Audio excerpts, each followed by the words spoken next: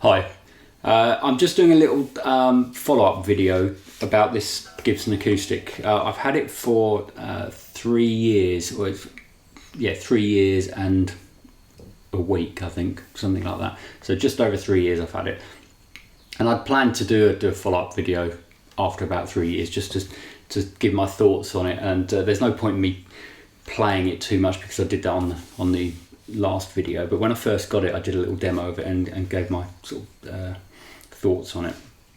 I do a lot of teaching, a lot of private teaching, and a lot of my lessons I'll be using an acoustic, so this is my sort of go-to acoustic for that.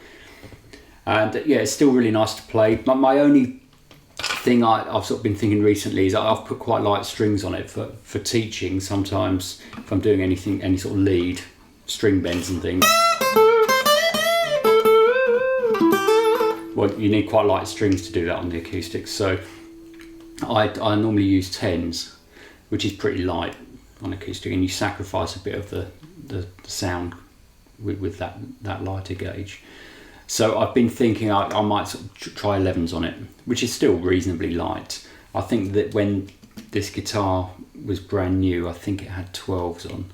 So 10s is pretty light, still sounds good, but I think it would be better with 11, so I'm going to try that. Other than that though, I've been really pleased with the actual guitar. I've done gigs with it. The pickup in it is good, very simple to use, just got a volume and a tone, so there's nothing too complicated there. And I like the fact that controls are in a sound hole. To be honest, I don't really touch those when I am gigging. However I've got it set now is how I just leave it, and I don't really ever feel the need to adjust that. The controls on the amp are much better than the tone control on here, so I couldn't even tell you where that's set. I'd imagine it's probably somewhere in the middle. Machine heads are good, they're Grovers, so they're going to be pretty good. What else can I say? The fingerboard is made of this material that I talked about in the previous video, supposedly similar to rosewood. I think that's the idea, or it might even be ebony. And check back to my other video and see what I said then. And the idea is it's not wood, it's kind of made from compressed cardboard, I think, or paper, and it's which is a strange idea. But I wanted to, the main reason I wanted to do a follow-up video after a few years is to see how that's doing, and to let you know what I think of that. And so far it's great. I mean, there's no wear anywhere on it at all, and I don't think it gets kind of messed up as quickly as rosewood does, or ebony. I think it seems to resist the dirt from your fingers, the sort of build up that you get on a fingerboard. It seems to resist that a bit better. So if anything, I think I probably prefer it at the moment to rosewood. So I've been quite pleased with that.